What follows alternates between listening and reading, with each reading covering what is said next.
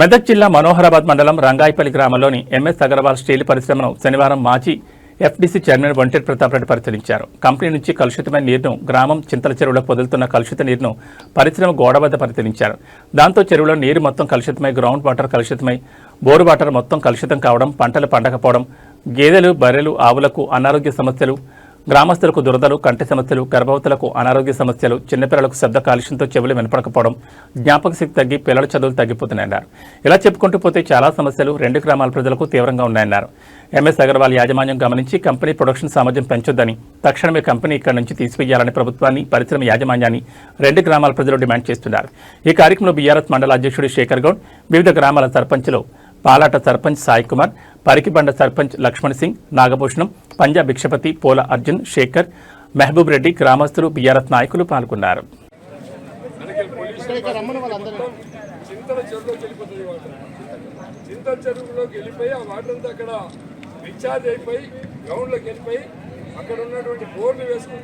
వ్యవసాయానికి పంట పండించే పంటలో విషం వస్తుంది, కూరగాయలలో విషం, స్నానాలు చేస్తే విషం. ఎవడైనా మానవత్వం ఉన్న ఎవరైనా సరే ఎంఎస్ అగర్వాల్ గారు మీరు రంగాయపల్లి గ్రామంలో వచ్చే బోరు నీళ్లు ఒక నెల రోజులు తాగుతారా? నెల రోజులు స్నానం చేస్తారా? నెల రోజులు రంగాయపల్లి గ్రామంలో ఉండి ఆ బోరు నీళ్లు తాగి అక్కడే స్నానం చేసి. ఇది ఎంఎస్ అగర్వాల్ కంపెనీ. ఈ పక్కనే రంగాయపల్లి గ్రామం ఉంటుంది. రంగాయపల్లి గ్రామానికి ఎంఎస్ అగర్వాల్కి కాంపౌండ్ వాళ్ళే అడ్డం. రంగాయపల్లి గ్రామంలో దాదాపు 2000 జనాభా ఉంటుంది. 2000 జనాభా పొల్యూషన్ వాటర్ రావడం వల్ల ఈ వాటర్ వెళ్ళి ఈ పక్కనే చింతల చెరువు ఉంది. చింతల చెరువులోకి ఈ వాటర్ అంతా పోయి ఆ చింతల చెరువులో వాటర్ అంతా కూడా సింక్ అయిపోయి అది గ్రౌండ్ వాటర్గా మారి ఆ పక్కనే గ్రామంలో ఉన్నటువంటి బోర్లలో ఉన్న వాటర్ అంతా కూడా పొల్యూషన్ వాటర్. ఆ వాటర్తో స్నానం చేసినట్టయితే అదేవిధంగా ఈ ఫ్యాక్టరీ సౌండ్ వల్ల పిల్లలు చదువుకోలేకపోతున్నారు. ఈ ఫ్యాక్టరీలో వెళ్ళినటువంటి యాస్ వల్ల ఊరు నిండా యాస్ పడిపోతుంది. చుట్టుపక్కల వ్యవసాయం చేసుకుంటే వాటి మీద కూడా, కూరగాయల మీద కూడా యాస్ పడిపోయి తినలేని పరిస్థితి వస్తా ఉంది. అందుకనే మేము ఎంఎస్ అగర్వాల్ గారికి విజ్ఞప్తి చేస్తున్నాం, ఫ్యాక్టరీని వెంటనే రిమూవ్ చేయండి. అదేవిధంగా మీరు ఏదైతే ఎక్సైజ్ మహిళలతో ఒక చిన్న మీటింగ్ మాట్లాడి, మహిళలకు ఉద్దేశం ఏంటంటే వాళ్ళే స్వయంగా చెప్తా ఉన్నారు, మాకు ఈ ఫ్యాక్టరీ వద్దు అని.